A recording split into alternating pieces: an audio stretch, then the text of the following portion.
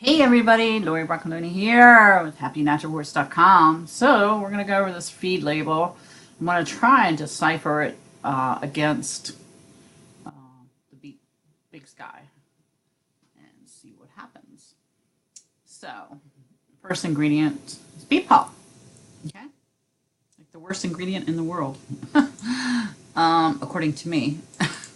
So this is my book, Natural Equine Remedies.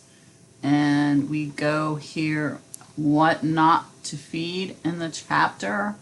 Beet pulp, bran, and rice bran are all byproducts of the human food industry.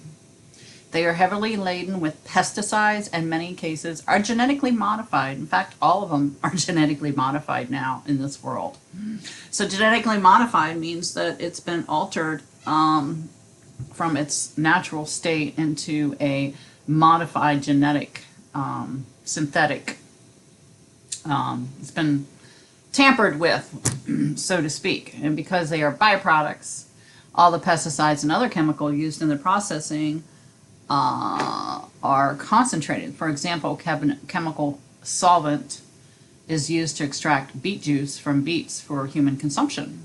The leftover pulp is what we, well-meaning horse owners, are feeding our horses. But who cares? It makes the horse look fat. That means that there are incredibly high concentrations of pesticides, solvents, and other nasty things in the senior and complete feeds that you're giving your horses whose bodies are compromised by age and other health issues. So it's up to you, but that's the first ingredient. It's also lacking in nutrients, vitamin A, selenium. It's very high in oxalates, and they bind calcium. So it appears to be high in calcium, which isn't a good source because calcium is not well absorbed. So feed your horse like a horse. You're absolutely right. Beet pulp is not a complete feed and must be balanced with the proper vitamin and mineral supplements. So why feed it at all? It's very high in oxalate, as your links show, which is binding calcium. What appears to be high in calcium, actually, it isn't a good source of calcium, not well absorbed. Feed your horse like a horse. Julie Getty. I certainly agree that beet pulp, all by its loneliness, doesn't come close to providing the adequate balanced mineral profile. Another veterinarian. And then this is a lady that talks about changing her feed. And it was like a no-brainer. Her horse became lame. She took it off the beet pulp and got better. So, I'll just show you that. So we're back here. So then we have wheat middlings. Okay, so let me go back here. And wheat middlings are really not that bad. But it's a second source in there. So, so it has wheat shorts, wheat germ, wheat flour, and they say it's tail of the meat. It's a cheap filler with no real nutritional value. So the horse can really doesn't get anything out of it, but it's basically it makes it not bind. But if fed in high quantities, it is a binding infinity, which will leach calcium, magnesium, iron, and zinc.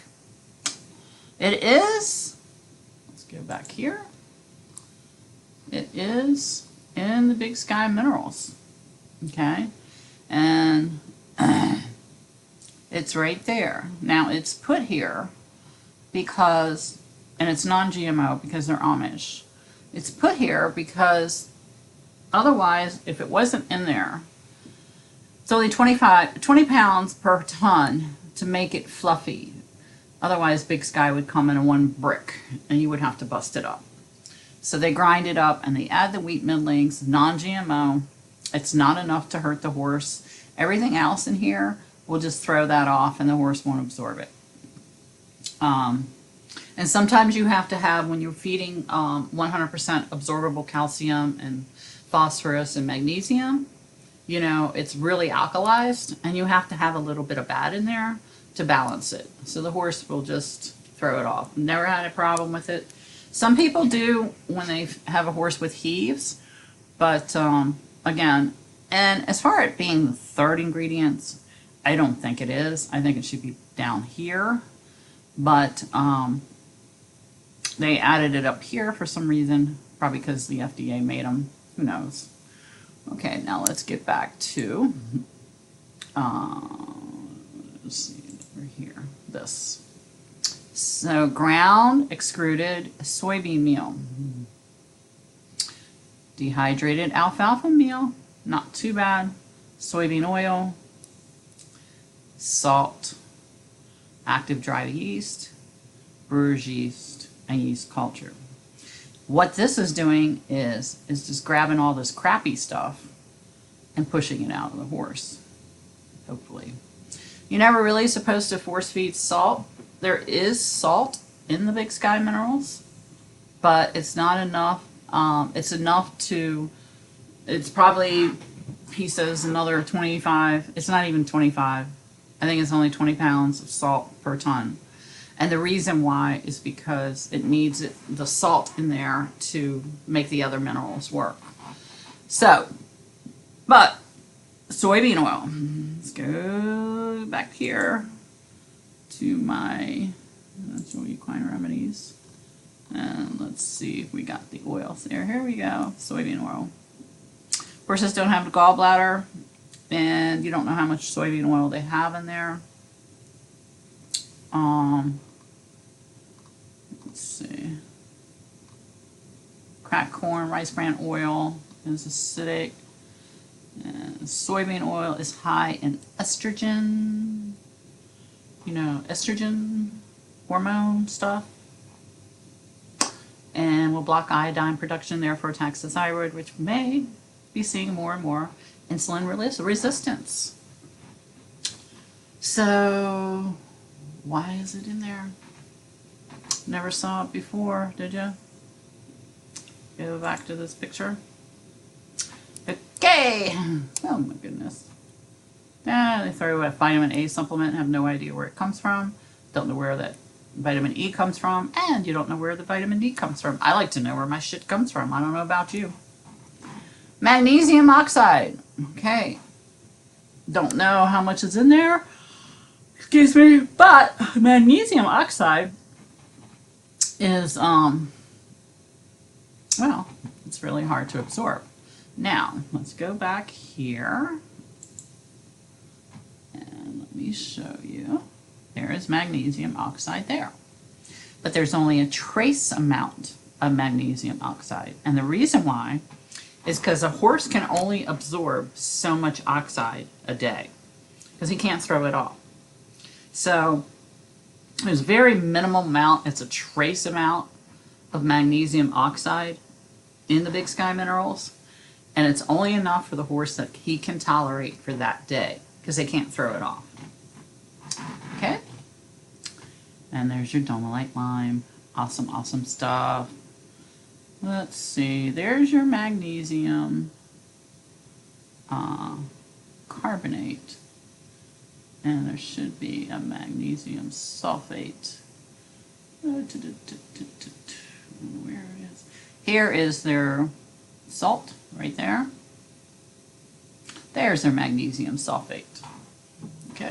Now this is a naturally mined magnesium sulfate. This is not Epsom salt, guys. Okay. There's another magnesium sulfate. It is not Epsom salt. Okay, guys. Got it? Now let's go back here to, alright, let's go back up here to force-fed salt. In the industrial refining progress, many is 82 trace minerals and essential micronutrients are forcibly removed, leaving only a single compound of sodium and chloride. So you don't even know where your salt's coming from. I know where our salt's coming from Big Sky. I don't know where this guy is coming from. Okay, so what I wanted to show you is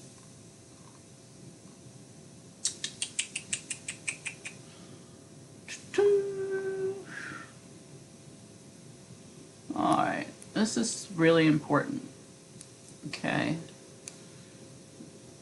This is from the Albon Institute in Utah Laboratories. They have 56 patents now, and they have chelated mineral formulations. And minerals need to have a neutral charge in order to be available. If they don't have a neutral charge, they can't be readily available. So, inorganic minerals are improperly manufactured chelates, which have a high molecular weight and simply too big to go through the musca. Alabon's chelated minerals are 8 to 10 times better absorbed than inorganic minerals, and incorrectly made with chelates or pronates. Inorganic mineral forms include oxides, which is the least available that the body can use, sulfates, which are utilized better than oxides, and they are, and carbonates, which are most available in the inorganics. In fact, especially in animal nutrition, carbonates can be a little bounce and act as a buffer. Carbonate and oxide and sulfate forwards of the mineral are not nearly as available to the body as an amino acid chelate.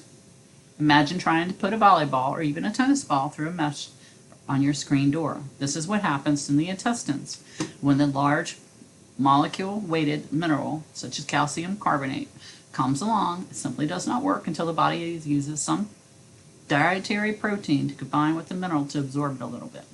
But most of it sails right through to your manure pile. Okay? Got that? So there's an oxide there. And zinc sulfate's good. There's more salt. Diatomaceous dirt and bentonite clay will have the bentonite will have the sulfates in there, and this is a calcium perchlorate, so that's not getting in. And there's your amino complex. That's good, and that's good, and that's good. And then you have your artificial flavors and another yeast. You got like 3 yeast in there. Don't know where this comes from. Folic acid. And so this is good, but is it getting absorbed? Who knows? And there's your soybean hulls. So I would not, there's more sulfate, which is good. But this is not a ideal product. I wouldn't feed it to my horse. Let's go to back here. There's your chloride. There's your copper sulfate. This is more clay. Then it's got kelp in it, zinc, amino acid complex, which is what they need, domalite lime, which is really good in calcium, phosphorus, and magnesium too. More of the kelp and a magnesium carbonate. Now, that's not one that's going to be easily absorbable, but it's more absorbable than the oxide. And then here's your magnesium amino acid. So there's a lot of amino acid in here to help your horse absorb.